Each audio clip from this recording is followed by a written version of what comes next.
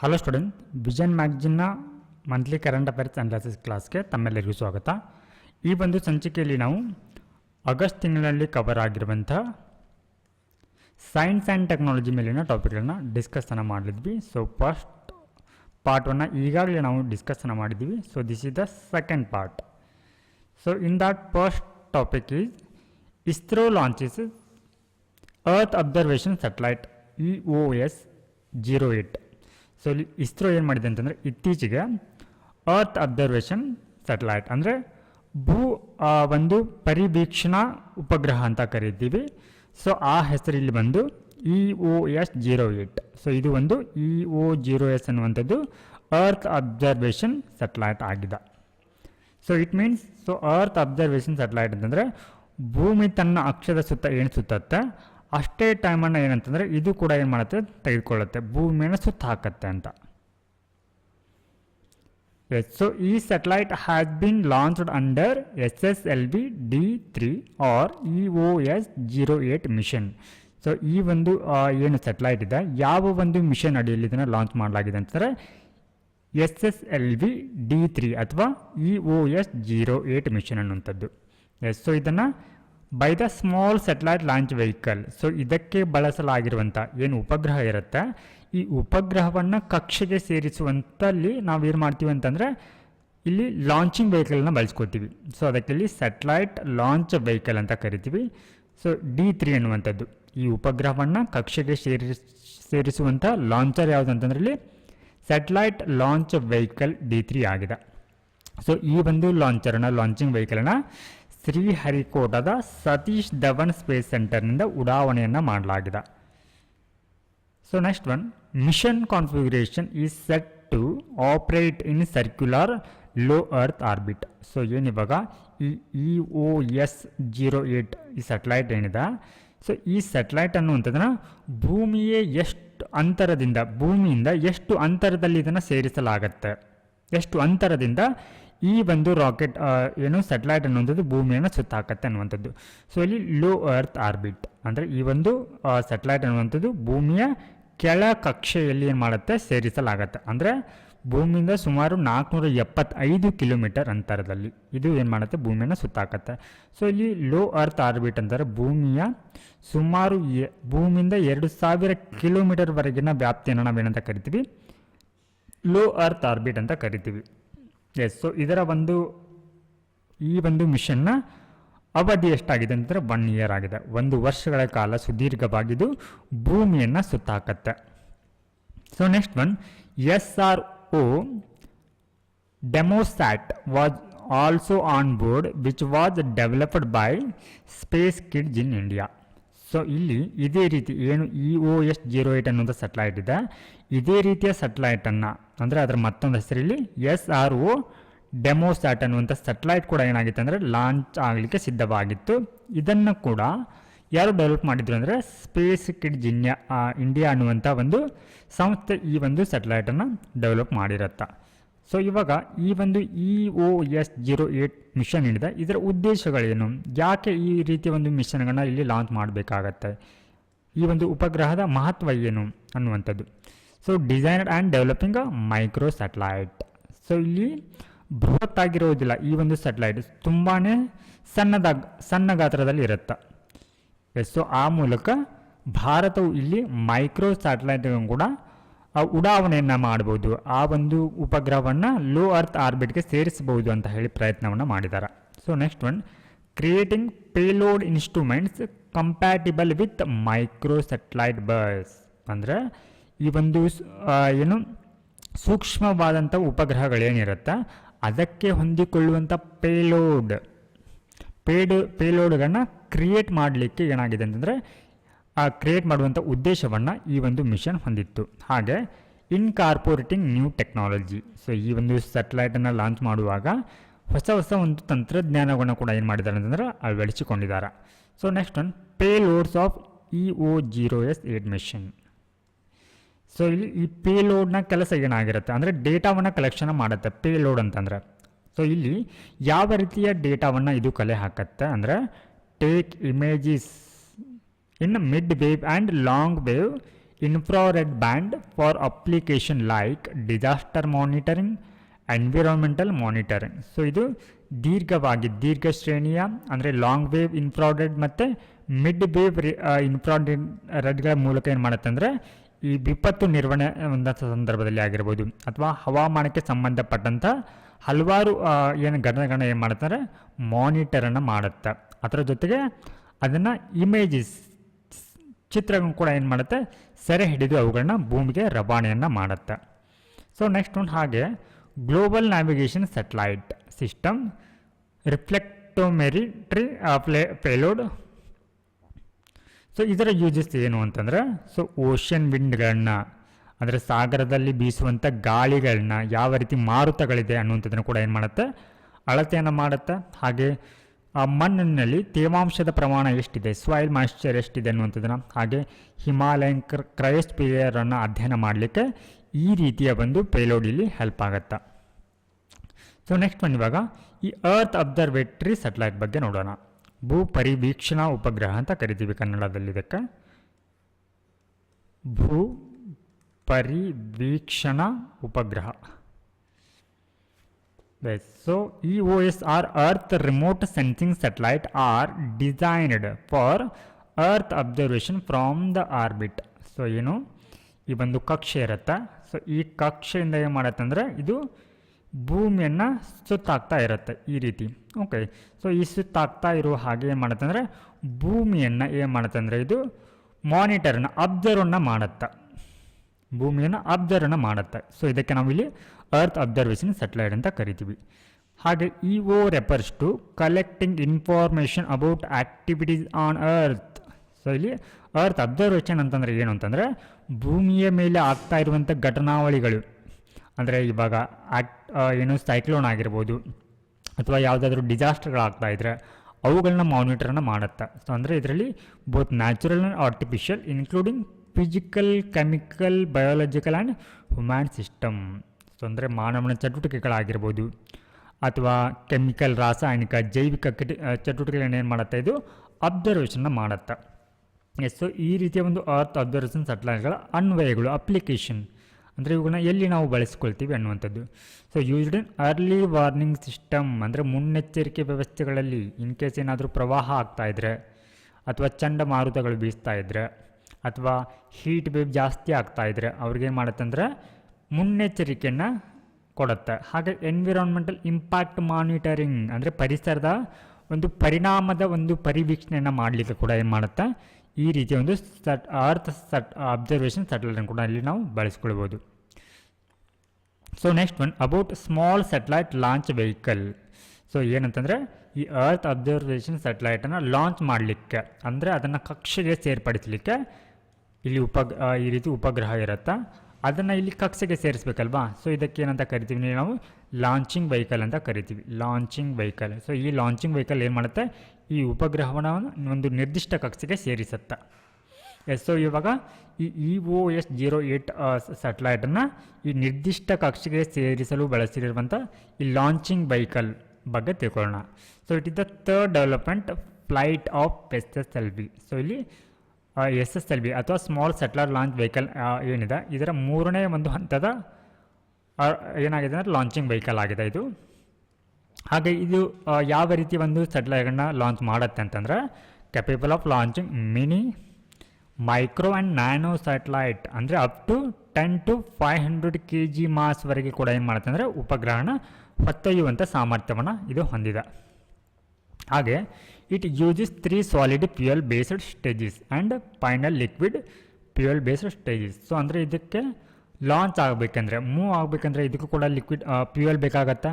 So ಇದು 3 ಹಂತಗಳು ಬರುತ್ತೆ. It uses 3 solid fuel based and the last one ಅಂದರೆ 4th ಸ್ಟೇಜ್ ಬರುತ್ತೆ. ಸೊ ಮೊದಲ ಹಂತಗಳಲ್ಲಿ ಮೂರು ಹಂತಗಳಲ್ಲಿ ಘನ ಇಂಧನವನ್ನು ಬಳಸಿದರೆ ಅಂತಿಮ ಹಂತದಲ್ಲಿ ಏನು ಅಂತಂದರೆ liquid ಫ್ಯೂಯಲ್ನ ಬಳಕೆನ ಮಾಡಿಕೊಳ್ಳುತ್ತೆ.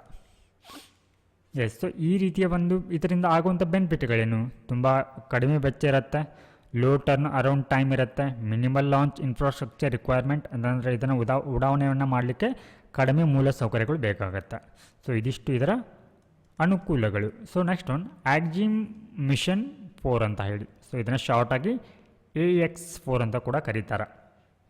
So India selected Shubhanshu Shukla and Prashant Balakrishna Nair ಅಂದರೆ group captains in the IAF. So ಇವರು ಇಂಡಿಯನ್ ಏರ್ಫೋರ್ಸ್ನಲ್ಲಿ ಗ್ರೂಪ್ ಕ್ಯಾಪ್ಟನ್ ಆಗಿರೋರಂಥವ್ರು ಇವರು ಶುಭಾಂಶು ಶುಕ್ಲಾ ಮತ್ತು ಪ್ರಶಾಂತ್ ಬಾಲಕೃಷ್ಣ ನಾಯರ್ ಅನ್ನುವಂಥವ್ರು. ಸೊ ಇವರು ಏನು ಮಾಡಿದರೆ ಸೆಲೆಕ್ಟೆಡ್ ಫಾರ್ ಎದಕ್ಕೆ ಫಾರ್ ಎಕ್ಸಿಮ್-4 ಮಿಷನ್. ಸೊ ಇವರನ್ನು ಈ ಎಕ್ಸಿಮ್-4 ಮಿಷನ್ಗೆ ಭಾರತದ ವತಿಯಿಂದ ಇವರನ್ನು ಆಯ್ಕೆಯನ್ನು ಮಾಡಲಾಗಿದೆ. They will train in USA. So ಇವ್ರು ಏನು ಮಾಡ್ತಾರೆ, US ಟ್ರೈನನ್ನು ಮಾಡ್ತಾರೆ. ಸೊ ಏನು ಯಾವುದ್ರ ಕುರಿತು, and experience gained during the mission will be beneficial for. ಅಂದರೆ ಏನು ಈ ಒಂದು ಮಿಷನ್ನಲ್ಲಿ ಪಡೆದಿರುವಂಥ ಒಂದು ಅನುಭವ ಏನಿರುತ್ತೆ ಅದು ಏನಾಗುತ್ತೆ ಭಾರತದ ಮುಂದಿನ ಒಂದು ಏನು ಮಾನವ ಸಹಿತ ಒಂದು ಬಾಹ್ಯಾಕಾಶ ಯೋಜನೆ ಏನಿದೆ ಅದಕ್ಕೆ ಇದು ಅನುಕೂಲಕರವಾಗಲಿದೆ ಅಂತ. ಸೊ ನೆಕ್ಸ್ಟ್ ಇವಾಗ ನಾವು ಈ ಎಕ್ಸಿಮ್-4 ಬಗ್ಗೆ ತಿಳ್ಕೋಣ. ಎಕ್ಸಿಮ್-4 mission, okay. So it is the 4th private astronaut mission of NASA. So ಇದು ನಾಸಾದ 4ನೇ ಒಂದು ಖಾಸಗಿ ಬಾಹ್ಯಾಕಾಶ ಯಾನಿ ಆ ಒಂದು ಮಿಷನ್ ಆಗಿದೆ. ಅಂದರೆ ಏನು ಮಾಡಲಾಗುತ್ತೆ ಇದರಲ್ಲಿ ಅಸ್ಟ್ರೋನಾಟ್ ಅಂದರೆ ಗಗನಯಾನಿಗಳನ್ನು ಕಳಿಸುವಂಥ ಒಂದು ಯೋಜನೆ ಇದು. And private US company Axiom Space. So ಇಲ್ಲಿ ಎಕ್ಸಿಮ್ ಸ್ಪೇಸ್ ಅಂತ ಏನಿದೆ, ಎಕ್ಸಿಮ್ ಅನ್ನೋಂಥ ವರ್ಡು ಇದು ಪ್ರೈವೇಟ್ ಕಂಪ್ನಿ ಆಗಿದೆ, US ಒಂದು ಪ್ರೈವೇಟ್ ಕಂಪ್ನಿ ಆಗಿದೆ. ಅವರು ಈ ಒಂದು ಮಿಷನ್ ಡೆವಲಪನ್ನು ಮಾಡಿದ್ದಾರೆ. ಹಾಗೆ it is expected to dock with the International Space Station for 14 days. So dock ಅಂತಂದರೆ ಇಲ್ಲಿ 14 ದಿನಗಳ ಕಾಲ ಏನು ಮಾಡಲಿದೆ ಅಂತಂದರೆ ಈ ಒಂದು ಮಿಷನ್. ಸೊ ಈ ಒಂದು ಮಿಷನಲ್ಲಿ ಯಾರು ಹೋಗ್ತಾರೆ, ಶುಭಾಂಶು ಶುಕ್ಲಾ ಮತ್ತು ಪ್ರಶಾಂತ್ ಬಾಲಕೃಷ್ಣ ನಾಯರ್ ಅವರು ಹೋಗ್ತಾರೆ. ಸೊ ಇವರು ಹೋಗುವಂಥ ಸ್ಪೇಸ್ ಇಲ್ಲಿ ಅಂತಾರಾಷ್ಟ್ರೀಯ ಇಂಟರ್ನ್ಯಾಷನಲ್ ಸ್ಪೇಸ್ ಸ್ಟೇಷನ್ ಅಂತಾರಾಷ್ಟ್ರೀಯ ಬಾಹ್ಯಾಕಾಶ ನಿಲ್ದಾಣಕ್ಕೆ 14 ದಿನಗಳ ಕಾಲ ಇವರು ಪ್ರಯಾಣವನ್ನು ಮಾಡಲಿದ್ದಾರೆ. So Exim space had the contracted. So ಈ ಎಕ್ಸಿಮ್ ಸ್ಪೇಸ್ ಏನು ಈ ಅಮೇರಿಕಾದ ಏನು ಖಾಸಗಿ ಕಂಪ್ನಿ ಆಗಿದೆ, ಇವರು ಯಾರ ಜೊತೆಗೆ ಒಪ್ಪಂದವನ್ನು ಮಾಡ್ಕೊಂಡಿದ್ದಾರೆ, ಸ್ಪೇಸ್ ಎಕ್ಸ್. ಸೊ ಇದು ಕೂಡ ಒಂದು ಪ್ರೈವೇಟ್ ಎಂಟಿಟಿ ಆಗಿದೆ, ಕಂಪ್ನಿ ಆಗಿದೆ. ಸೊ ಯಾರು ಎಲಾನ್ ಮಸ್ಕ್ ಅವರ ಒಡೆತನದಲ್ಲಿರುವಂಥ ಈ ಸ್ಪೇಸ್ ಎಕ್ಸ್ ಕಂಪ್ನಿಯೊಂದಿಗೆ ಇವರು ಒಪ್ಪಂದವನ್ನು ಮಾಡ್ಕೊಂಡಿದ್ದಾರೆ. ಸೊ ಆ ಮೂಲಕ ಈ ಒಪ್ಪಂದದ ಭಾಗವಾಗಿ ಈ ಸ್ಪೇಸ್ ಎಕ್ಸ್ ಅವರು ಲಾಂಚ್ ಪ್ರೊವೈಡರನ್ನು ಮಾಡ್ತಾರೆ. ಅಂದರೆ ಈ ಎಕ್ಸಿಮ್-4 ಏನಿದೆ ಅದು ಉಡಾವಣೆ ಆಗಬೇಕಲ್ವಾ, ಅದನ್ನು ಉಡಾವಣೆಯನ್ನು ಈ ಸ್ಪೇಸ್ ಎಕ್ಸ್ ಅವರು ಈ ಒಂದು ಉಡಾವಣೆಯನ್ನು ಮಾಡ್ತಾರೆ. So next one, Ladakh as Martian or lunar analogy. So ಇತ್ತೀಚೆಗೆ ಸೈಂಟಿಸ್ಟ್ಗಳು ವಿಜ್ಞಾನಿಗಳು Ladakh as a potential site for Martian or lunar analogy research station. So ಇದು ಏನಂತ ಐಡೆಂಟಿಫೈ ಮಾಡಿದ್ದಾರೆ ಅಂತಂದರೆ ಲಡಾಖನ್ನು ಲೂನಾರ್ ಅನಾಲಜಿ ರಿಸರ್ಚ್ ಸ್ಟೇಷನ್ನ ಏನು ಪೊಟೆನ್ಷಿಯಲ್ನ ಹೊಂದಿದೆ, ಸಂಭಾವ್ಯತೆಯನ್ನು ಹೊಂದಿದೆ ಅಂತ ಹೇಳಿದ್ದಾರೆ. ಹಾಗಿದ್ರೆ ನಾವಿಲ್ಲಿ ಈ ಲೂನಾರ್ ಅನಾಲಜಿ ರಿಸರ್ಚ್ ಸ್ಟೇಷನ್ ಅಂತಂದರೆ ಏನು ಅರ್ಥ ಮಾಡ್ಕೊಳ್ಳೋಣ. ಸೊ ಅದಕ್ಕಿಂತ ಮುಂಚೆವಾಗಿ ಅನಾಲಜಿ ರಿಸರ್ಚ್ ಸ್ಟೇಷನ್ ಅಂತಂದರೆ it is the place that has physical similarity to a planet or planetary body or extreme space environment. So ಇವಾಗ ಈ ಅನಲಾಗ್ ರಿಸರ್ಚ್ ಸ್ಟೇಷನ್ ಅಂತ ಕರೆಸ್ಕೊಳ್ಬೇಕಿದ್ರೆ ಇವಾಗ ಭೂಮಿಯ ಮೇಲೆ ಯಾವುದೋ ಒಂದು ಪ್ರದೇಶ ಇದೆ, ಇವಾಗ ಲಡಾಖ್ ಅಂತ ತೊಗೊಂಡಿದ್ದಾರೆ. ಸೊ ಈ ಲಡಾಖ್ನಲ್ಲಿ ಇರುವಂಥ ಭೌತಿಕ ಮತ್ತು ಅಲ್ಲಿನ ಒಂದು ವಾತಾವರಣ ಏನಂತಂದರೆ ಬೇರೆ ಗ್ರಹದ ವಾತಾವರಣಕ್ಕೆ ಹೋಲುತ್ತೆ. ಸೊ ಇಲ್ಲಿ ಬಳಸಿರುವಂಥ ಪದ ನೋಡಿ, ಲೂನಾರ್ ಅನಾಲಜಿ ರಿಸರ್ಚ್ ಸ್ಟೇಷನ್ ಅಂತ. ಸೊ ಇಲ್ಲಿ ಲೂನಾರ್ ಅನಾಲಜಿ ಅಂತಂದರೆ ಲೂನಾರ್ ಅಂದರೆ ಚಂದ್ರ. ಸೊ ಈ ಒಂದು ಲಡಾಖ್ನಲ್ಲಿ ಇರುವಂಥ ಏನು ಪ್ರದೇಶ ಏನಿದೆ, ಸೊ ಇದು ಚಂದ್ರನಲ್ಲಿರುವಂಥ ಪ್ರದೇಶವನ್ನು ಹೋಲುತ್ತೆ ಅಂತ. ಸೊ ಈ ಕಾರಣಕ್ಕಾಗಿ ಲಡಾಖನ್ನು ಲೂನಾರ್ ಅನಾಲಜಿ ರಿಸರ್ಚ್ ಸ್ಟೇಷನ್ ಅಂತ ಹೇಳಿ ವಿಜ್ಞಾನಿಗಳು ಗುರುತಿಸಿದ್ದಾರೆ. ಸೊ ಒಟ್ಟಾರೆಯಾಗಿ ವಿಶ್ವದಲ್ಲಿ 33 ಅನಲಾಗ್ ರಿಸರ್ಚ್ ಸ್ಟೇಷನ್ ಕಂಡು ಬರುತ್ತೆ. ಅದರಲ್ಲಿ ಭಾರತೀಯ ಉಪಖಂಡಗಳಲ್ಲಿ ಯಾವುದೇ ರೀತಿಯ ಒಂದು ಈ ಅನಲಾಗ್ ಸ್ಟೇಷನ್ ಅಂತದ್ದು ಕಂಡುಬರುವುದಿಲ್ಲ. ಆದರೆ ಲಡಾಖ್ನಲ್ಲಿ ಇತ್ತೀಚೆಗೆ ವಿಜ್ಞಾನಿಗಳು ಇದನ್ನು ಗುರುತಿಸಿದ್ದಾರೆ. ಸೊ ಈ ರೀತಿಯ ಒಂದು ಅನಲಾಗ್ ರಿಸರ್ಚ್ ಸ್ಟೇಷನ್ ಅನ್ನುವಂಥದ್ದು ರಷ್ಯಾದಲ್ಲಿ ಕೂಡ ಕಂಡುಬರುತ್ತೆ, USA, ನೆದರ್ಲ್ಯಾಂಡ್, ಇಸ್ರೇಲ್ನಲ್ಲಿ ಕೂಡ ಈ ರೀತಿಯ ಅಂದರೆ ಈ ರೀಜನಲ್ಲಿ ಕಂಡುಬರುವಂಥ ಪ್ರದೇಶಗಳು ಬೇರೆ ಪ್ಲಾನೆಟರಿ ವಾತಾವರಣವನ್ನು ಹೋಲುತ್ತೆ ಅಂತ ಹೇಳಿ. ಹಾಗಿದ್ರೆ ಇಲ್ಲಿ ಅನಲಾಗ್ ಸೈಟ್ಸ್ನ ಅಗತ್ಯತೆ ಏನು ಅನ್ನುವಂಥದ್ದು. So field test. ಸೊ ಅಂದರೆ for new technology, robotic equipment, vehicles power generation, infrastructure etc which are crucial for prolonged space mission. So ಅಂದರೆ ಇವಾಗ ಈ ಲಡಾಖ್ ಅಂತ ಇದೆ. ಓಕೆ, ಸೊ ಈ ಲಡಾಖ್ನ ರೀಜನ್ ಅಂತಂದರೆ ಇದು ಚಂದ್ರನಲ್ಲಿರುವಂಥ ಪ್ರದೇಶವನ್ನು ಹೋಲುತ್ತೆ. ಸೊ ಈ ಒಂದು ಪ್ರದೇಶದಲ್ಲಿ ನಾವು ಚಂದ್ರನಿಗೆ ಯಾವುದೇ ಒಂದು ಮಿಷನನ್ನು ಲಾಂಚ್ ಮಾಡುವ ಮೊದಲು ಇಲ್ಲಿನ ಪ್ರದೇಶ ಅಂದರೆ ಈ ಲಡಾಖ್ನಲ್ಲಿ ನಾವು ಆ ಒಂದು ಉಪಕರಣ ಟೆಸ್ಟಿಂಗನ್ನು ಮಾಡಬೇಕಾಗತ್ತೆ. ಅಂದರೆ ಅವುಗಳೇನಾಗುತ್ತೆ, ನಾವು ಲಾಂಚ್ ಮಾಡಿದಾಗೂ ಸಸ್ಟೇನ್ ಆಗುತ್ತೆ. ಸೊ ಈ ಎಲ್ಲ ಕಾರಣಗಳಿಗಾಗಿ ಸೊ ಈ ಅನಲಾಗ್ ಸೈಟ್ಸ್ ಅನ್ನುವಂಥದ್ದು ಇಂಪಾರ್ಟೆಂಟ್ ಆಗುತ್ತೆ. ಅಂದರೆ ಮೊದಲು ಈ ಮಿಷನ್ಗಳನ್ನ ಇಲ್ಲಿಯೇ ಅಧ್ಯಯನವನ್ನು ಮಾಡಲಾಗತ್ತೆ, ಅವುಗಳನ್ನ ಇಲ್ಲೇ ಟೆಸ್ಟ್ ಮಾಡಲಾಗತ್ತೆ. ಹಾಗೆ study or simulates human habitats in such environment and associated behavioural effect. ಅಂದರೆ ಇಲ್ಲಿ ಮಾನವನ ವಾಸ ಯಾವ ರೀತಿ ಇದೆ, ಸೊ ಇನ್ ಕೇಸ್ ಏನಾದರೂ ಈ ರೀತಿಯ ಒಂದು ಮಿಷನ್ನ ಬೇರೆ ಗ್ರಹಗಳಿಗೆ ಕಳಿಸಿದಾಗ ಅಲ್ಲಿ ಯಾವ ರೀತಿ ಮಾನವರು ಹೊಂದಿಕೊಳ್ಳಬೇಕಾಗತ್ತೆ ಅನ್ನುವಂಥದ್ದನ್ನು ಅಧ್ಯಯನವನ್ನು ಮಾಡಲಿಕ್ಕೆ ಕೂಡ ಇದು ಸಹಾಯಕವಾಗತ್ತೆ. ಸೊ ಇಲ್ಲಿ Ladakh as astronomical hub of India ಅಂತ ಕೂಡ ಕರೀತಾರೆ. ಅಸ್ಟ್ರೋನಾಮಿಕಲ್ ಹಬ್ ಆಫ್ ಇಂಡಿಯಾ ಯಾವ ಒಂದು ಕಾರಣಕ್ಕಾಗಿ ಇದನ್ನು ಆ ರೀತಿ ಕರೀತಾರೆ. ಸೊ ಇಂಡಿಯನ್ ಅಸ್ಟ್ರೋನಾಮಿಕಲ್ ಅಬ್ಸರ್ವೇಟರಿ ಅನ್ನುವಂಥದ್ದು ಕೂಡ ಏನಿದೆ ಈ ಲಡಾಖ್ನಲ್ಲಿ, ಈ ಲಡಾಖ್ ಲೊಕೇಟೆಡ್ ಹ್ಯಾಂಡ್ಲೆ ಅನ್ನುವಂಥ ರೀಜನಲ್ಲಿ, ಈ ಲಡಾಖ್ನ ಹ್ಯಾಂಡ್ಲೆ ಅನ್ನುವಂಥ ರೀಜನಲ್ಲಿ ಕಂಡುಬರುತ್ತೆ. ಹಾಗೆ ಅಸ್ಟ್ರೋ ಟೂರಿಸಮ್ ಅಂದರೆ ಇಲ್ಲಿ ಹ್ಯಾಂಡ್ಲೆ ಡಾರ್ಕ್ ಸ್ಕೈ ರಿಸರ್ವ್ ಅಂತ ಹೇಳಿದ. ಹಾಗೆ host to various space programme, ಹಲವಾರು ಒಂದು ಬಾಹ್ಯಾಕಾಶ ಯೋಜನೆಗಳು ಕೂಡ ಏನು ಮಾಡುತ್ತೆ ಅಂದರೆ ಈ ಒಂದು ಲಡಾಖಲ್ಲಿ ಆತಿಥ್ಯವನ್ನು ವಹಿಸುತ್ತೆ. ಸೊ ಈ ಎಲ್ಲ ಕಾರಣಗಳಿಗಾಗಿ ಇದನ್ನು ಆಸ್ಟ್ರೋನಾಮಿಕಲ್ ಹಬ್ ಆಫ್ ಇಂಡಿಯಾ ಅಂತ ಕರೀತಾರೆ. So next one, why is Ladakh ideal as Martian or lunar analog. ಅಂದರೆ ಯಾಕೆ ಈ ಒಂದು ಲಡಾಖ್ ರೀಜನ್ ಅನ್ನುವಂಥದ್ದು ಲೂನಾರ್ ಅನಲಾಗಿ ಆಗಿದೆ ಅಂದರೆ ಇಲ್ಲಿ geomorphologically similarity to an early Mars and moon. ಅಂದರೆ ಈ ಮಂಗಳ ಗ್ರಹ ಮತ್ತು ಈ ಚಂದ್ರನ ಏನು ಆರಂಭಿಕ ಹಂತ ಇತ್ತಲ್ಲ, ಅಂದರೆ ಆರಂಭಿಕ ಹಂತದ ಒಂದು ಪರಿಸರ ಯಾವ ರೀತಿ ಇತ್ತು, ಭೂಗೋಳ ಯಾವ ರೀತಿ ಇತ್ತು, ಅದೇ ರೀತಿಯ ಒಂದು ಹೋಲಿಕೆ ಅನ್ನುವಂಥದ್ದು ಈ ಒಂದು ಲಡಾಖ್ನಲ್ಲಿ ಕಂಡುಬರುತ್ತೆ. ಅಂದರೆ ಅಲ್ಲಿ ಡ್ರೈ ಆಗಿರ್ಬೋದು, ಕೋಲ್ಡ್, ಅರಿಡ್ ಡಿಸರ್ಟ್ಸ್ ಕೂಡ ಮತ್ತು ಈ ರಾಕಿ ಗ್ರೌಂಡ್ ಕೂಡ ಈ ಒಂದು ಪ್ರದೇಶದಲ್ಲಿ ಕಂಡುಬರುತ್ತೆ. ಸೊ ಈ ಎಲ್ಲ ಕಾರಣಗಳಿಗಾಗಿ ಇದನ್ನು ಲಡಾಖ್ನ ಲೂನಾರ್ ಅನಲಾಗಿ ಅಂತ ಕೂಡ ಕರೀತಾರೆ. ಹಾಗೆ geochemical similarity to Martian surface. So ಇಲ್ಲಿ ಮಾರ್ಟಿನ್ ಸರ್ಫೇಸ್ನ ಸೇಮ್ ಜಿಯೋಕೆಮಿಕಲ್ ಸಿಮಿಲ್ಯಾರಿಟೀಸ್ ಕೂಡ ಸೊ ಈ ಲಡಾಖ್ನಲ್ಲಿ ಕಂಡುಬರುತ್ತೆ. ಹಾಗೆ ಎಕ್ಸೋಬಯಾಲಜಿಕಲ್ ಸಿಮಿಲ್ಯಾರಿಟೀಸ್ ಅಂದರೆ ಈ ಹಿಂದೆ ಏನು ಅಲ್ಲಿಯೂ ಕೂಡ ಏನಿದೆ ಅಂತಂದರೆ ನೀರಿನ ಕುರುಹುಗಳು ಪತ್ತೆಯಾಗಿದೆ. ಹಾಗೆ increased UV and cosmic radiation flux, reduce atmospheric pressure, hot spring. So ಈ ಎಲ್ಲವೂ ಕೂಡ ಈ ಎಲ್ಲ ಕಂಡೀಷನ್ಗಳು ಕೂಡ ಏನಿದೆ ಅಂತಂದರೆ ಎರಡೂ ಒಂದು ಪ್ರದೇಶಗಳಲ್ಲಿ ಏನಾಗಿದೆ ಕಾಮನ್ ಆಗಿದೆ. So next one, technological doping ಅಂತ ಬರುತ್ತೆ. ಸೊ ಏನಿದು ಟೆಕ್ನಾಲಜಿಕಲ್ ಡೋಪಿಂಗ್, ಯಾಕೆ ಇದು ಸುದ್ದಿಯಲ್ಲಿದೆ ಅಂತಂದರೆ recently some experts have raised concern of technological doping. So ಇಲ್ಲಿ ಇತ್ತೀಚೆಗೆ ಎಕ್ಸ್ಪರ್ಟ್ಸ್, ಸೊ ಇಲ್ಲಿ ಪರಿಣಿತರು ಏನನ್ನ ಕಳವಳವನ್ನು ವ್ಯಕ್ತಪಡಿಸಿದ್ದಾರೆ ಅಂತಂದರೆ ಟೆಕ್ನಾಲಜಿಕಲ್ ಡೋಪಿಂಗ್ ಬಗ್ಗೆ ಕಳವಳವನ್ನು ವ್ಯಕ್ತಪಡಿಸಿದ್ದಾರೆ. ಯಾಕೆ ಅನ್ನುವಂಥದ್ದು. ಸೊ ಇಲ್ಲಿ ಮೊದಲನೇದಾಗಿ ನಾವು ಟೆಕ್ನಾಲಜಿಕಲ್ ಡೋಪಿಂಗ್ ಅಂತಂದರೆ ಏನು ಅಂತ ಅರ್ಥ ಮಾಡ್ಕೊಳ್ಬೇಕು. So technology doping is the practice of gaining a competitive advantage using sports equipment. So ಇವಾಗ ಯಾರಾದರೂ ಹ್ಯಾಂಡಿಕ್ಯಾಪ್ ಇರ್ತಾರಂತ ಅನ್ಕೋಣ. ಸೊ ಇಲ್ಲಿ ಹ್ಯಾಂಡಿಕ್ಯಾಪ್ ಇರುವಂಥ ವ್ಯಕ್ತಿ ಯಾವುದಾದ್ರೂ ಸ್ಪೋರ್ಟ್ಸ್ ಇಕ್ವಿಪ್ಮೆಂಟನ್ನು ಬಳಸಿದರೆ ಆತ ಹಿಂಗೆ ಏನಾಗುತ್ತೆ, ಇಲ್ಲಿ ಗೇನ್ ಆಗ್ತಾನೆ. ಈ ಥರ ಒಂದು ವ್ಯಕ್ತಿಗಳಿಗಿಂತ ಅಂದರೆ ಈ ಇಕ್ವಿಪ್ಮೆಂಟನ್ನು ಬಳಸ್ತಾ ಇರುವಂಥವ್ರಿಗಿಂತ ಇದೇನಾಗುತ್ತೆ, ಈ ಇಕ್ವಿಪ್ಮೆಂಟನ್ನು ಬಳಸೋರಿಗೆ ಇದು ತುಂಬ ಅನುಕೂಲವಾಗುತ್ತೆ. ಇದನ್ನು ನಾವು ಏನಂತ ಕರಿತೀವಿ, ಟೆಕ್ನಾಲಜಿಕಲ್ ಡೋಪಿಂಗ್ ಅಂತ ಕರಿತೀವಿ. ಸೊ ಈ ಹಿಂದೆ ಸ್ಪೋರ್ಟ್ಸ್ಗಳಲ್ಲಿ ಇಲ್ಲಿ ಡ್ರಗ್ ಡೋಪಿಂಗ್ ಅಂತ ಬರ್ತಿತ್ತು. ಸೊ ಇಲ್ಲಿ ಡ್ರಗ್ ಡೋಪಿಂಗ್ ಅಂತಂದರೆ ಏನು, ಡ್ರಗ್ ಡೋಪಿಂಗ್ ಅಂತಂದರೆ ಇಲ್ಲಿ ಡ್ರಗ್ಸನ್ನು ಸೇವನೆಯನ್ನು ಮಾಡಿ ಅವರು ಸ್ಪೋರ್ಟ್ಸ್ ಆ್ಯಕ್ಟಿವಿಟಿಯಲ್ಲಿ ಇನ್ವಾಲ್ವ್ ಆಗ್ತಾಯಿದ್ರು. ಸೊ ಈ ರೀತಿ ಡ್ರಗ್ಗನ್ನು ಸೇವಿಸಿರೋರು ಇತರ ವ್ಯಕ್ತಿಗಳಿಗಿಂತ ತುಂಬಾ ಆ್ಯಕ್ಟಿವ್ ಇರ್ತಾರೆ.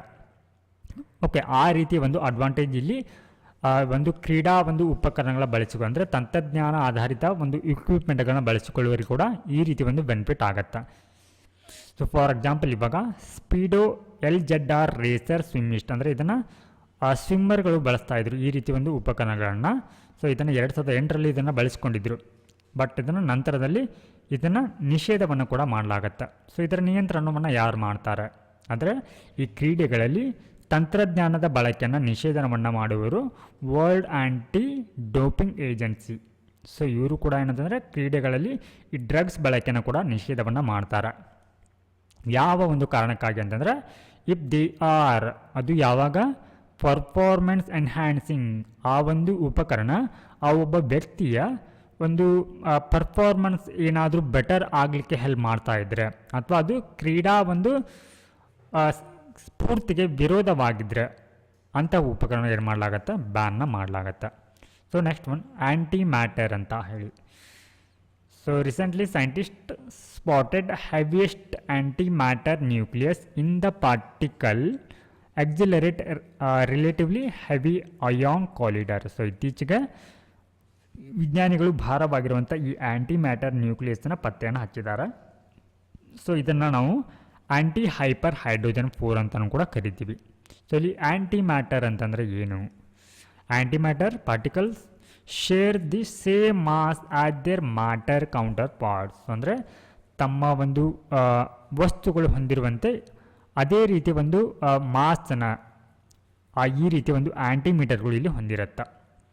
But quality such as electric charge or opposite. So ಇದರಲ್ಲಿ ಏನಿರುತ್ತೆ ಅಂತಂದರೆ ಇದರ ಬಹುಮುಖ್ಯ ಲಕ್ಷಣ ಅಂತಂದರೆ ಇದರಲ್ಲಿರುವ ವಿದ್ಯುದಾವೇಶಗಳು ಎಲೆಕ್ಟ್ರಿಕ್ ಚಾರ್ಜ್ ಏನಿರುತ್ತೆ ಅಂದರೆ ಅಪೋಸಿಟ್ ಆಗಿರುತ್ತೆ. ಫಾರ್ ಎಕ್ಸಾಂಪಲ್ ಇವಾಗ ಪಾಸಿಟಿವ್ಲಿ ಚಾರ್ಜ್ ಪೊಸಿಟ್ರಾನ್ ಇದ್ದರೆ ಸೊ ಇಲ್ಲಿ antiparticles to negatively charge electron ಇರುತ್ತೆ.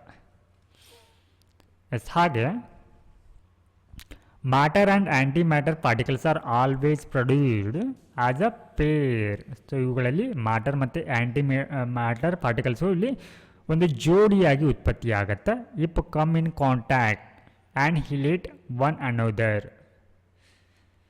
So next one thorium molten salt nuclear plant ಅಂತ ಹೇಳಿ.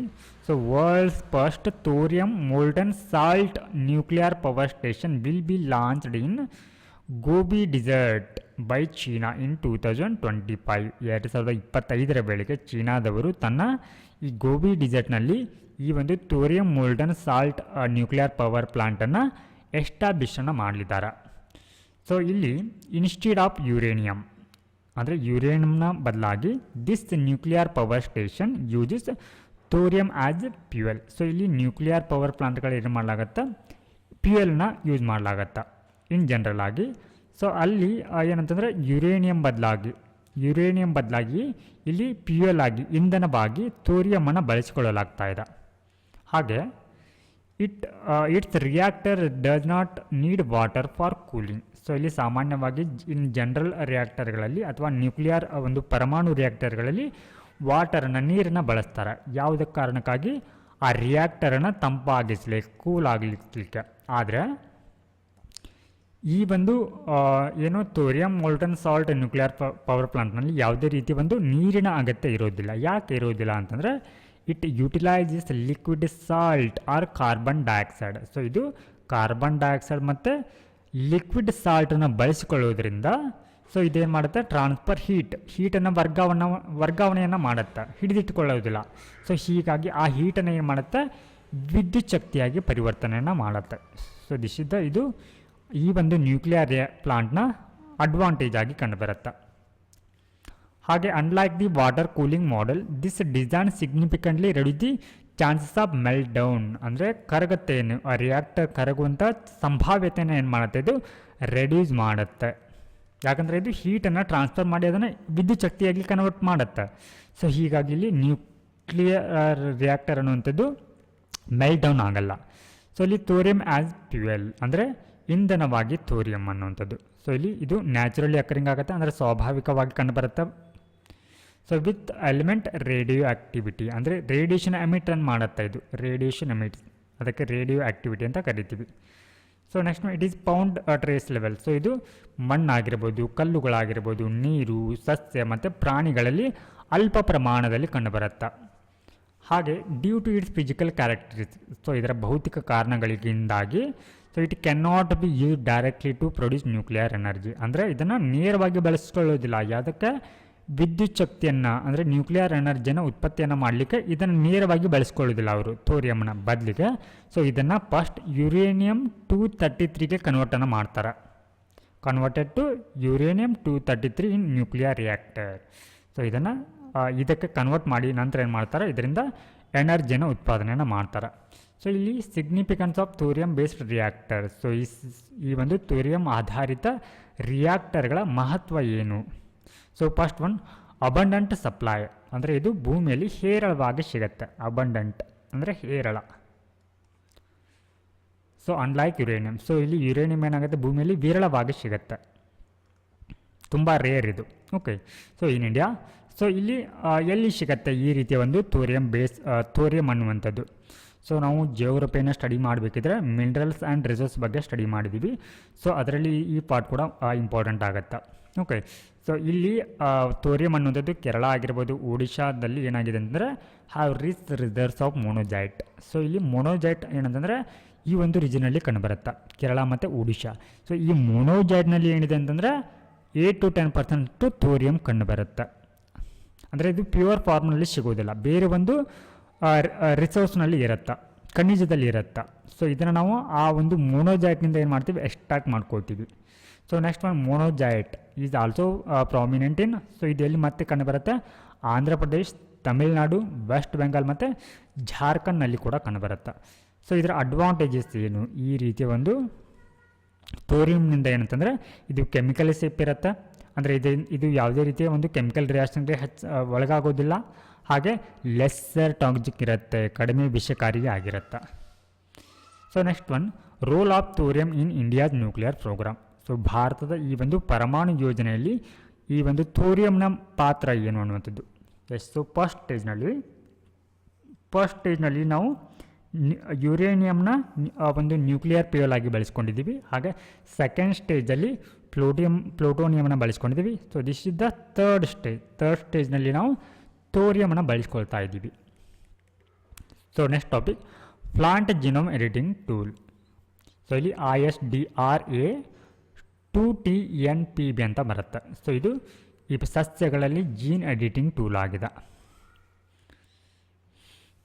ಸೊ ಇಲ್ಲಿ ISDRA 2TNPB is the being seen as the next generation tool for, ಸಸ್ಯಗಳಲ್ಲಿ gene ಎಡಿಟಿಂಗನ್ನು ಮಾಡಲಿಕ್ಕೆ ಬಳಸುವಂಥ ಒಂದು ಸಾಧನವಾಗಿದೆ.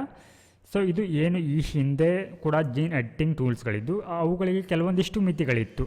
ಸೊ ಇಲ್ಲಿ Cas9 ಎನ್ನುವಂಥದ್ದು, ಹಾಗೆ Cas12 ಆಫ್ ಕ್ರಿಸ್ಪರ್ ಅನ್ನುವಂಥದ್ದು, ಇವು ಕೂಡ ಏನಾಗಿದೆ ಅಂದರೆ ಜೀನ್ ಎಡಿಟಿಂಗ್ ಟೂಲ್ ಆಗಿದೆ. ಸೊ ಇವುಗಳಿಗೆ ಏನಾಯಿತು ಅಂತಂದರೆ ಜೀನ್ ಎಡಿಟಿಂಗ್ ಟೂಲ್ ಕೆಲವೊಂದಿಷ್ಟು ಮಿತಿಗಳಿತ್ತು, ಆ ಮಿತಿಗಳಿಂದ ಓವರ್ಕಮ್ ಆಗಲಿಕ್ಕೆ ಏನಾಗಿದೆ ಅಂತಂದರೆ ಈ ಒಂದು ಇತ್ತೀಚಿನ ಜೀನ್ ಎಡಿಟಿಂಗ್ ಟೂಲ್ ಏನಾಗಿದೆ, ಸಹಾಯಕವಾಗಿದೆ. So about genome editing tool, so ಅಂದರೆ ಏನು ಇವಾಗ ಈ ಜೀನ್ ಎಡಿಟಿಂಗ್ ಟೂಲ್ ಕೊಟ್ಟಿದ್ದಾರೆ ಅದರ ಬಗ್ಗೆ ತಿಳ್ಕೊಳ್ಳೋಣ. So it is derived from bacteria, ಇದನ್ನು ಬ್ಯಾಕ್ಟೀರಿಯಾಗಳಿಂದ ಈ ರೀತಿಯ ಒಂದು ಜೀನ್ ಟೂಲನ್ನು ಉತ್ಪತ್ತಿಯನ್ನು ಮಾಡಲಾಗುತ್ತೆ. So it belongs to a family of transposons of jumping genes. So ಏನು ಈ ಬ್ಯಾಕ್ಟೀರಿಯಾಗಿಂದ ಈ ಒಂದು ಜೀನ್ನ ಎಡಿಟ್ ಮಾಡ್ತಾರೆ, ಇದು ಜಂಪಿಂಗ್ ಜೀನ್ಸ್ ಅಥವಾ ಟ್ರಾನ್ಸ್ಪೋನ್ಸ್ ಅನ್ನುವಂಥ ಫ್ಯಾಮ್ಲಿಗೆ ಅಥವಾ ಕುಟುಂಬಕ್ಕೆ ಸೇರಿರಾಗಿರುವಂಥ ಒಂದು ಜೀನ್ ಆಗಿದೆ.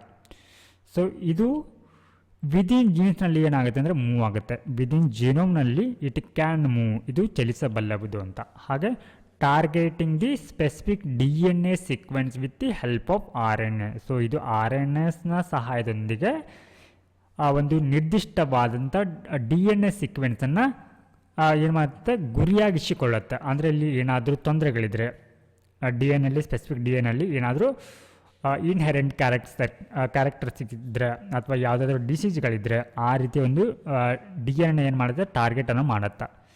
ಸೊ ಇದರ ಸಿಗ್ನಿಫಿಕೆನ್ಸ್ ಏನು ಅನ್ನುವಂಥದ್ದು. So target unique regions in the genome that Cas9 cannot. So ಈ ಹಿಂದೆ ಬಳಸಿಕೊಳ್ತಾ ಇರುವಂಥ Cas9 ಏನು ಜಿನೋಮ್ ಎಡಿಟಿಂಗ್ ಟೂಲ್ ಇತ್ತು, ಅದು ರೀಚ್ ಆಗದೇ ಇರುವಂಥ ಪ್ರದೇಶಗಳನ್ನ ಕೂಡ ಏನು ಮಾಡುತ್ತೆ, ಇದು ಟಾರ್ಗೆಟನ್ನು ಮಾಡುತ್ತೆ. ಹಾಗೆ ಇದು effective on both types of flowering plants, ಅಂದರೆ ಇಲ್ಲಿ ಮೋನೋಕಾಟ್ಸ್ ಏಕದಳ ಧಾನ್ಯಗಳ ಮತ್ತು ದ್ವಿದಳ ಧಾನ್ಯಗಳನ್ನು ಫ್ಲವರನ್ನು ಏನು ಪರಿಣಾಮಕಾರಿಯಾಗಿ ಅವುಗಳನ್ನ ಜೀನ್ ಎಡಿಟಿಂಗ್ ಮಾಡಲಿಕ್ಕೆ ಕೂಡ ಇದು ಹೆಲ್ಪ್ ಆಗುತ್ತೆ. So next one, WHO declared mpox PHEIC, ಅಂದರೆ ಈ ಎಂಪಾಕ್ಸ್ ಕಾಯಿಲೆನ PHEIC ಅಂತ ಕರೆದಿದ್ದಾರೆ WHO. ಓಕೆ, ಸೊ ಇತ್ತೀಚೆಗೆ WHO ಈ ಮಂಕಿ ಪಾಕ್ಸ್, ಎಂಪಾಕ್ಸ್ ಅಂತಂದರೆ ಮಂಕಿ ಪಾಕ್ಸ್ ಅಂತ, ಸೊ ಈ ಒಂದು ಕಾಯಿಲೆಯನ್ನು public health emergency of international concern ಅಂತ ಘೋಷಣೆಯನ್ನು ಮಾಡಿದರು. So following mpox outbreak in ಅಂದರೆ ಯಾವ ಒಂದು ಕಾರಣಕ್ಕಾಗಿ ಇದನ್ನು ಇವರು ಔಟ್ಬ್ರೇಕ್ ಅಂದರೆ public health emergency of international concern ಅಂತ ಕರೆದಿದ್ದಾರೆ ಅಂತಂದರೆ, ಸೊ ಇದು ಇತ್ತೀಚೆಗೆ democratic republic of Congo outside ಆಫ್ರಿಕಾದಲ್ಲಿ ಏನಾಗಿದೆ ಅಂತಂದರೆ ಔಟ್ಬ್ರೇಕ್ ಆಗಿದೆ. ಅಂದರೆ ಕೆಲವೇ ಒಂದು ಪ್ರದೇಶಗಳಿಗೆ ಸೀಮಿತವಾಗಿದ್ದಂಥ ಈ ಕಾಯಿಲೆ ಬೇರೆ ಒಂದು ಪ್ರದೇಶಗಳು ಕೂಡ ಇದು ವ್ಯಾಪ್ತಿಯಾಗಿರೋದ್ರಿಂದ ಇದನ್ನು public health emergency of international concern ಅಂತ ಘೋಷಣೆಯನ್ನು ಮಾಡಿದ್ದಾರೆ. ಸೊ ಅಂದರೆ it was declared as the global PHEIC for second time in 2 years. So 2 ವರ್ಷಗಳಲ್ಲಿ ಏನು ಮಾಡಿದ್ದಾರೆ ಅಂತಂದರೆ ಈ ಒಂದು ಕಾಯಿಲೆನ PHEIC ಅಂತ ಹೇಳಿ ಘೋಷಣೆಯನ್ನು ಮಾಡಿದ್ದಾರೆ. ಸೊ ಇಲ್ಲಿ ಪಾಕ್ಸ್ ಬಗ್ಗೆ ನೋಡೋದಾದರೆ, ಸೊ ಇದು ಮಂಕಿ ಪಾಕ್ಸ್ ವೈರಸ್. ಸೊ ಅಂದರೆ ಇದು ವೈರಸ್ಗಳಿಂದ ಹರಡುವಂಥ ಒಂದು ಕಾಯಿಲೆ ಆಗಿದೆ. ಸೊ ಇದನ್ನು ಮೊದಲನೇದಾಗಿ ಎಲ್ಲಿ ಪತ್ತೆ ಹಚ್ಚಲಾಗಿತ್ತು ಅಂದರೆ ಇದನ್ನು ಮಾನವರಲ್ಲಿ 1970ಯಲ್ಲಿ ಡೆಮೋಕ್ರೆಟಿಕ್ ರಿಪಬ್ಲಿಕ್ ಆಫ್ ಕಾಂಗೋದಲ್ಲಿ ಇದನ್ನು ಪತ್ತೆಯನ್ನು ಹಚ್ಚಲಾಗತ್ತೆ. ಸೊ ಇದು ಯಾವಾಗ ಹರಡುತ್ತೆ, ಪ್ರಸಾರ ಏನು ಅಂತಂದರೆ ಇದು ಒಬ್ಬ ವ್ಯಕ್ತಿಯೊಂದಿಗೆ ನಿಕಟ ಒಂದು ಸಂಪರ್ಕಕ್ಕೆ ಬಂದಾಗ, ಕ್ಲೋಸ್ ಕಾಂಟ್ಯಾಕ್ಟ್ನಲ್ಲಿ ಬಂದಾಗ ಇದು ಸ್ಪ್ರೆಡ್ ಆಗುತ್ತೆ. ಸೊ ಇದು ಅಕರ್ಸ್ ಮೋಸ್ಟ್ಲಿ, ಸೊ ಇದು ಸಾಮಾನ್ಯವಾಗಿ ಎಲ್ಲಿ ಕಂಡು ಬರುತ್ತೆ ಅಂದರೆ central and western Africa. So ಈ ಒಂದು ರೀಜನಲ್ಲಿ ಕಂಡು ಬರ್ತಾ ಇರುವಂಥ ಈ ಒಂದು ಕಾಯಿಲೆ ಏನಾಗಿದೆ ಅಂತಂದರೆ ಮುಂದುವರೆದು ಡೆಮೋಕ್ರೆಟಿಕ್ ರಿಪಬ್ಲಿಕ್ ಆಫ್ ಕಾಂಗೋ ಮತ್ತು ಔಟ್ಸೈಡ್ ಆಫ್ರಿಕಾ ರೀಜನ್ ಹೊರತುಪಡಿಸಿ ಏನಾಗ್ತಾ ಇದೆ ಅಂದರೆ ಸ್ಪ್ರೆಡ್ ಆಗ್ತಾ ಇದೆ. ಸೊ ಇದಕ್ಕೆ ಯಾವ ರೀತಿಯ ಒಂದು ವ್ಯಾಕ್ಸಿನ್ಗಳಿದೆ ಅಂತಂದರೆ, ಸೊ ಏನು ಸ್ಮಾಲ್ ಪಾಕ್ಸ್ಗೆ ಸಿಡುಬು ಅಂತ ಏನು ಕರಿತೀವಿ, ಆ ಸಿಡುಬು ರೋಗಕ್ಕೆ ಬಳಸುವಂಥ ಒಂದು ವ್ಯಾಕ್ಸಿನ್ ಇದಕ್ಕೆ ಬಳಸಿಕೊಳ್ತಾ ಇದ್ದಾರೆ. ಸೊ ಅಬೌಟ್ PHEIC, ಒಂದು ಕಾಯಿಲೆನ ಇಲ್ಲಿ PHEIC ಅಂತ ಯಾವಾಗ ಕರೀತಾರೆ, as far IHR 2005 and outbreak qualified as PHEIC if it is unusual or unexpected. So ಒಂದು ಕಾಯಿಲೆಯನ್ನು ಇವಾಗ PHEIC ಅಂತ ಕರಿಬೇಕಂತಂದರೆ ಏನು ಅಂತಂದರೆ ಇವಾಗ ಕೇವಲ ಕೆಲವೇ ರೀಜನ್ಗಳೇ ಸೀಮಿತವಾಗಿತ್ತು. ಈ ಒಂದು ಕಾಯಿಲೆ ಇವಾಗ ಸೆಂಟ್ರಲ್ ಮತ್ತು ವೆಸ್ಟರ್ನ್ ಆಫ್ರಿಕಾಗೆ ಸೀಮಿತವಾಗಿತ್ತು. ಬಟ್ ಅದೇನಾಗುತ್ತೆ, ಅನ್ಎಕ್ಸ್ಪೆಕ್ಟೆಡ್, ಅನಿರೀಕ್ಷಿತವಾಗಿ ಏನಾಗುತ್ತೆ ಔಟ್ಸೈಡ್ ಆಫ್ರಿಕಾ ಕೂಡ ಏನಾಗಿಬಿಡುತ್ತೆ, ಸಡನ್ನಾಗಿ ಔಟ್ಬ್ರೇಕ್ ಆಗಿಬಿಡುತ್ತೆ. ಅಂತಹ ಕಾಯಿಲೆಗಳನ್ನ ನಾವಿಲ್ಲಿ PHEIC ಅಂತ ಕನ್ಸಿಡರ್ನ ಮಾಡ್ತೀವಿ. ಸೊ ಹೀಗಾಗಿ ಇದಕ್ಕೆ it has A potential for international spread, ಅಂದರೆ ಇದು ಜಾಗತಿಕವಾಗಿ ಏನಾಗುತ್ತೆ ಸ್ಪ್ರೆಡ್ ಆಗುತ್ತೆ, ಪ್ರಸಾರ ಆಗುತ್ತೆ. And May require and immediate international action. So ಈ ರೀತಿ ಸ್ಪ್ರೆಡ್ ಆದರೆ ಅಂತಾರಾಷ್ಟ್ರೀಯವಾಗಿ ಒಂದು ತುರ್ತು ಕ್ರಮ ಅನ್ನುವಂಥದ್ದು ಬೇಕಾಗತ್ತೆ. ಸೊ ಇಲ್ಲಿ IHR 2005 ಏನಿದೆ, ಸೊ ಇದರಲ್ಲಿ ಇರುವಂಥ ಏನು ಅಂಶಗಳೇನಿರುತ್ತೆ ಇದು ಬೈಂಡಿಂಗ್ ಆಗಿರುತ್ತೆ, ಲೀಗಲ್ ಅಗ್ರಿಮೆಂಟ್ ಆಗಿರುತ್ತೆ. ಬೈಂಡಿಂಗ್ ಅಂದರೆ ಬಂಧಿತವಾಗಿರುತ್ತೆ, ಅಂದರೆ ಕಡ್ಡಾಯವಾಗಿ ಅವುಗಳನ್ನ ಪಾಲಿಸಬೇಕಾಗತ್ತೆ.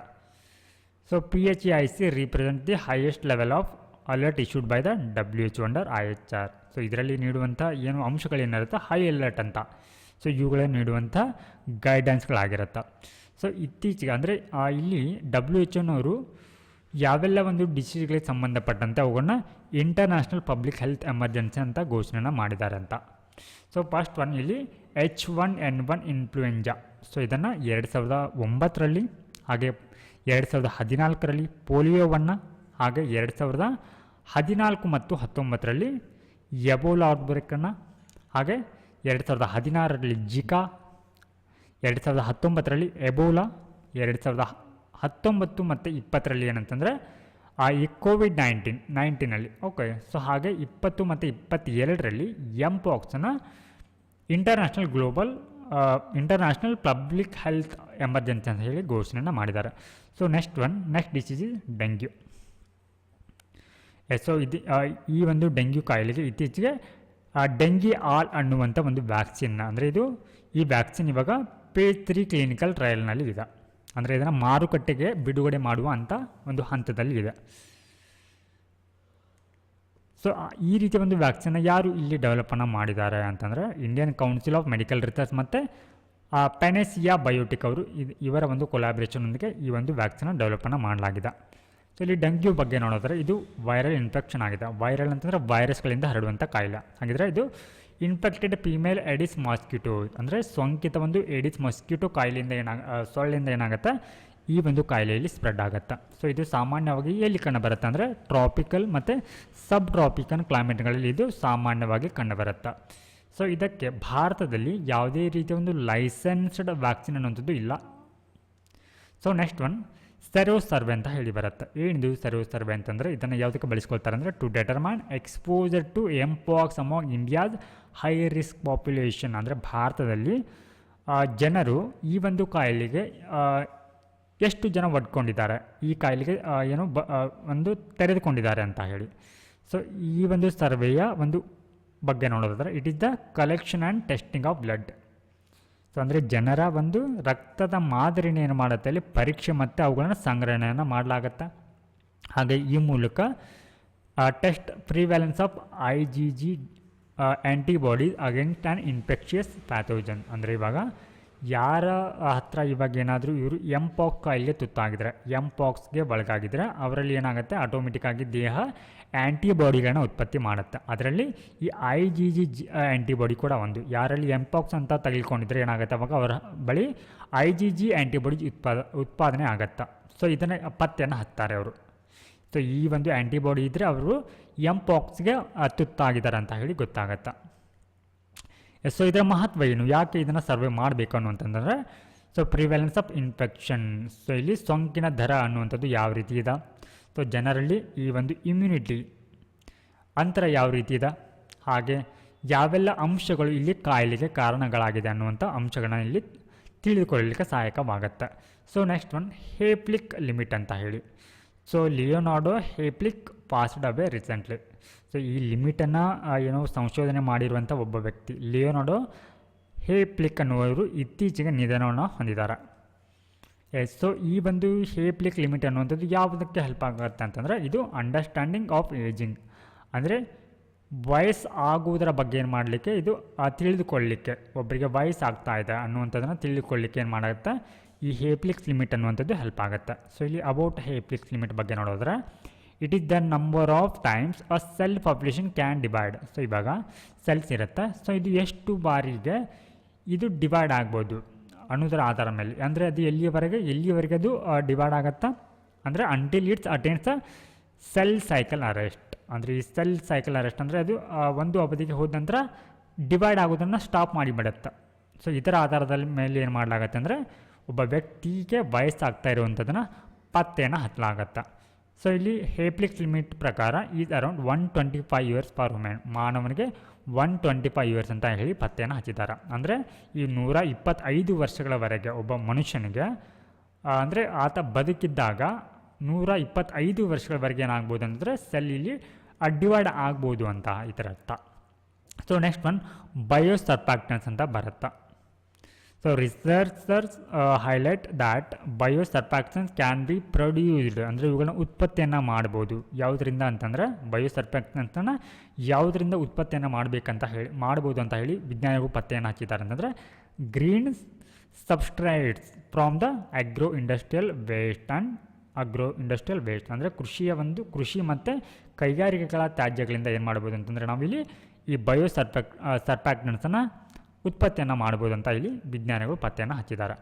ಸೊ ಇಲ್ಲಿ ಸರ್ಫ್ಯಾಕ್ಟನ್ಸ್ ಅಂತಂದರೆ ಏನು, surfactant is a substance that when added to a liquid reduces surface tension thereby increasing its spreading and wetting property. So ಅಂದರೆ ಇವಾಗ ಒಂದು ಸಬ್ಸ್ಟೆನ್ಸ್ ಇರುತ್ತೆ, ಆ ಒಂದು ವಸ್ತುವನ್ನು ನೀರಿಗೆ ಹಾಕಿದಾಗ ಅದೇನಾಗುತ್ತೆ ಸರ್ಫೇಸ್ ಟೆನ್ಷನ್ ಅಂದರೆ ನೊರೆಯನ್ನು ಉತ್ಪತ್ತಿ ಮಾಡುತ್ತೆ. ಅದಾದ ನಂತರ ಏನಾಗುತ್ತೆ ಅದು ವೆಟ್ ಆಗುತ್ತೆ. ಫಾರ್ ಎಕ್ಸಾಂಪಲ್ ಇವಾಗ ಡಿಟರ್ಜೆಂಟ್ಸ್ ಏನು ನಾವು ಸೋಪ್ಗಳನ್ನ ಬಳಸ್ತೀವಿ, ಆ ಸೋಪ್ ಏನಾಗಿದೆ ಅಂದರೆ ಒಂದು ಸರ್ಫ್ಯಾಕ್ಟೆಂಟ್ ಆಗಿದೆ. ನೆಕ್ಸ್ಟ್ ಇಲ್ಲಿ ಬಯೋಸರ್ಫ್ಯಾಕ್ಟೆಂಟ್ಸ್ ಅಂತ ಬರುತ್ತೆ. ಸೊ ಇದು ಏನಾಗಿದೆ ಆ್ಯಕ್ಟಿವ್ ಕಾಂಪೋನೆಂಟ್ ಆಗಿದೆ. ಸೊ ಇಲ್ಲಿ ಆ್ಯಕ್ಟಿವ್ ಕಾಂಪೋನೆಂಟ್ ಆಗಿದೆ ಅಂದರೆ ಇವುಗಳನ್ನ ಮೈಕ್ರೋಬಿಯಲ್ ಸೆಲ್ ಸರ್ಫೇಸ್ ಅಂದರೆ ಸೂಕ್ಷ್ಮಾಣುಜೀವಿಗಳ ಒಂದು ಸೆಲ್ ಸರ್ಫೇಸ್ನಿಂದ ಇವುಗಳನ್ನ ಉತ್ಪತ್ತಿಯನ್ನು ಮಾಡಲಾಗತ್ತೆ.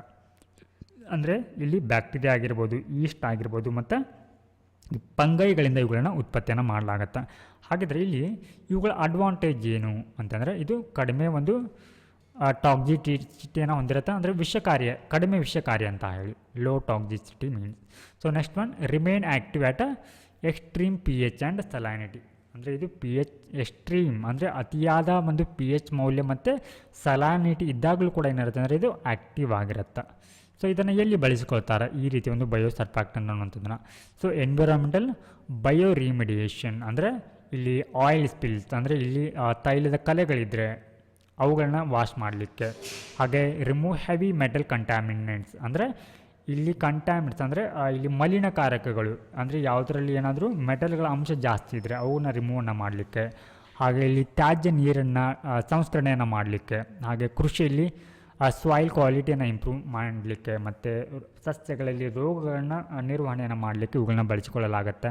ಹಾಗೆ ಔಷಧಿ ಒಂದು ಉದ್ಯಮಗಳಲ್ಲಿ ಕೂಡ ಈ ಒಂದು ಬಯೋ ಸರ್ಫ್ಯಾಕ್ಟ್ಸನ್ನು ಬಳಸಿಕೊಳ್ಳಲಾಗತ್ತೆ.